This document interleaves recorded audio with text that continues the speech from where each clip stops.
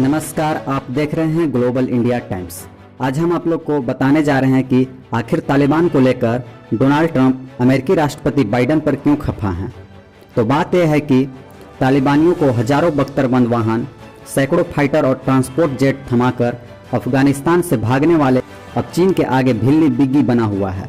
America में चीन का पालतू कुत्ता का टैग लगवा चुके बाइडेन पर यह बात अब सच भी साबित हो रही है। अमेरिका में बाइडेन को सबसे बेवकूफ़ और डरपोक राष्ट्रपति माना जा रहा है। ट्रंप बाइडेन को बेवकूफ़ मानते रहे हैं। ट्रंप बाइडेन को लेकर कह चुके हैं कि वो अमेरिका को चीन के आगे गिरवी रख देगा।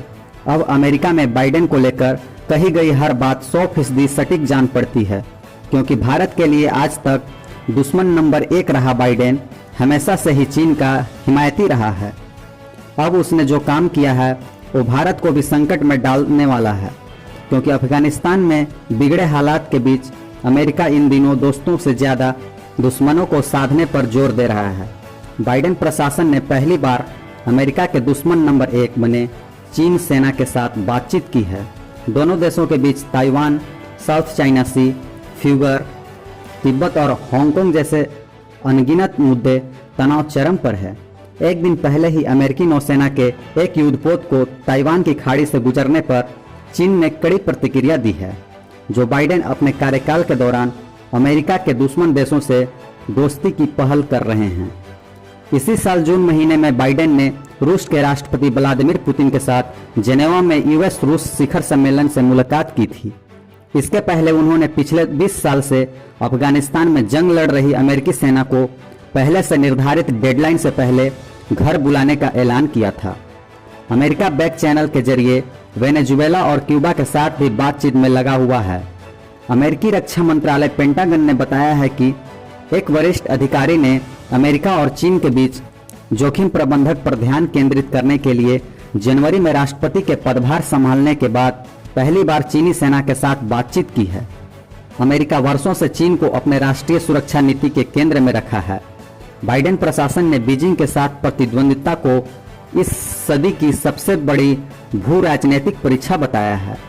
तनाव और गर्मागर्म बयानीबाजी के बावजूद अमेरिकी सेना के अधिकारियों ने समय से अपने चीनी समकक्षों के साथ बातचीत के खुले रास्ते रखने का समर्थन किया है। अमेरिका का कहना है कि ऐसा करने से दुनिया के किसी भी कोने में अमेरिका और चीन के बीच संघर्ष को तत्काल रोका जा सकता है।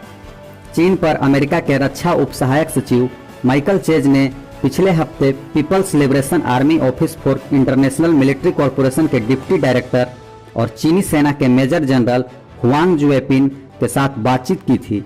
अमेरिकी अधिकारी ने नाम न छापने के शर्त पर कहा कि उन्होंने सुरक्षित वीडियो कॉन्फ्रेंस करने के लिए यूएसपीआरसी डिफेंस टेलीफोन लिंक का इस्तेमाल किया। अधिकारी ने कहा है कि दोनों पक्ष दोनों सेनाओं के बीच संचार की खुले चैनल बनाए रखने के महत्व पर सहमत हुए। अमेरिकी रक्षा सचिव लॉयड ऑस्टिन ने अभी तक अपने चीनी समकक्ष के साथ बातचीत नहीं की है, क्योंकि इस बात पर बहस चल रही थी कि कौन सा चीनी अधिकारी ऑस्टिन का समकक्ष था, जो बाइडेन के अमेरिका के सभी दुश्मन देश के साथ दोस्ती का हाथ बढ़ाने के पीछे एक सोची समझी रणनीति है। बाइडेन प्रशासन यह नहीं चाहते कि अमेरिकी सेना अब बिना किसी बड़े फायदे के किसी विदेशी देश के साथ तनावपूर्ण संबंध रखे। पिछले चुनाव में भी अमेरिकी वोटरों ने देश की सेना को किसी विदेशी देश की झगड़ों में नहीं पड़ने के समर्थन किया है। तब से राष्ट्रपति जो बाइडेन का दुश्मनों देशों के प्रति बहुत ही सरल प्रतिक्रिया व्यक्त कर रहे हैं। इसी कारण से अमेरिका के पूर्व राष्ट्रपति डोनाल्ड ट्रंप बाइडेन के प्रति खफा हैं। तो उम्मीद है आप लोग को बाइडेन के प्रति ट्रंप का खफा होने का कारण समझ में आ गया होगा। अगर वीडियो पसंद आया होगा तो लाइक कीजिएगा और चैनल को सब्सक्राइब भी कीजिएगा।